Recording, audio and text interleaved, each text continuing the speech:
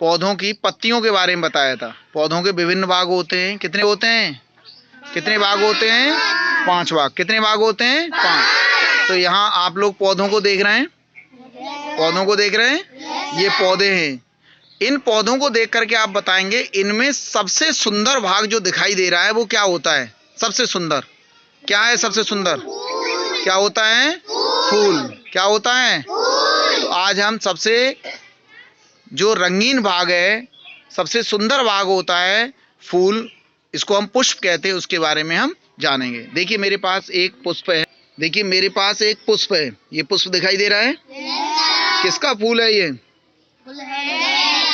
गुड़हल का। किसका है? गुड़हल का। किसका फूल है? ये गुड़हल का फूल है। सब देख रहे हैं? किसका है ये? गुड़हल का। गुड़हल का पुष्प है ना? सबको दिख रहा है? इसमें ये जो हरे रंग की संरचना दिखाई दे रही है, हरे रंग की, हरा रंग दिखाई दे रहा है, ये जो हरा रंग दिखाई दे रहा है, ये दिख रहा है सबको? इसको हम क्या कहते हैं? बाह्य दल। क्या कहते हैं? बाह्य दल। हमने इसको समझाया था आपको क्लास में। क्या कहते हैं इसको?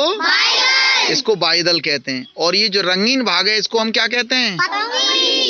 क्या कहते हैं? पंखुड़ी या दल। क्या कहते हैं? पंखुड़ी या दल। ये सबसे सुंदर भाग होता है इसका। और ये बाह्य दल क्या करता है? उसको क्या करता है? उसको सपोर्ट करता है ना? उसको सहारा देता है। इसी से तो जुड़े रहते हैं। समझ में आ रहा है? तो ये इसी से तो जुड़ते हैं। तो ध्यान रखेंगे ये इसी से जुड़े रहते हैं। ठीक है ना? अब इसमें ये जो पीले पीले रंग के धागे नुमा संरचनाएं दिखाई दे रही हैं, दिखाई दे रही हैं आपको? ये धागे नुमा संरचनाएं दिखाई दे रही हैं? सब बच्चे देख रहे हैं? ऊपर फूला हुआ है इसका भाग, है ना?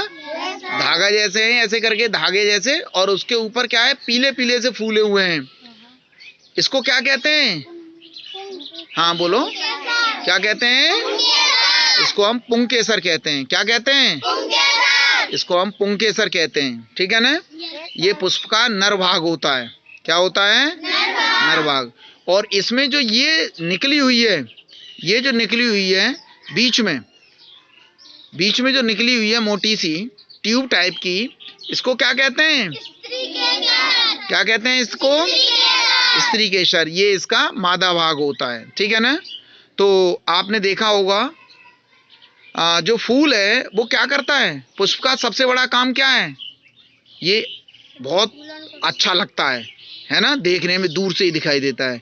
इसलिए इसके पास कौन आते हैं बैठने के लिए? इस पर तितलियां, मधुमक्खियां, और भी कीड़े आते हैं, भंवरा आते हैं, है ना?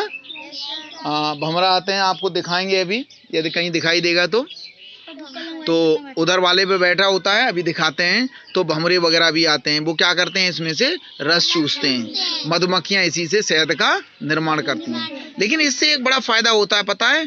क्योंकि फल हमारा जो बनता है वो इसी फूल से ही तो बनता है।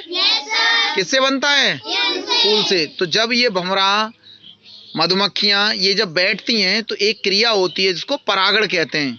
और उस परागण क्रिया से ही आगे चल करके क्या बनते हैं? फल बनते हैं। ये आप अगली क्लासेस में जब पढ़ेंगे, 5 में, 6 में, 7 में, 8 में, तब आप इसको जानेंगे। ठीक है ना? तो इस तरह से ये हमारा ये पौधे का कौन सा भाग है?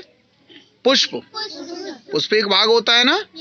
इस तरह से ये देखेंगे। यहाँ बहुत सारे पुष्प आपको देखने को मिल रहे हैं, दिखाई दे रहे हैं? इस तरह से ये गुलाब खिला हुआ है, देखो, है ना? इस तरह के ये हमारे पास कौन सा है? ये गुड़हल है। ये चांदनी का भी है इधर। तो इस तरह से हम इसको देखते हैं। समझ गए सभी बच्चे? सभी की समझ में आ गया? ठीक, धन्यवाद।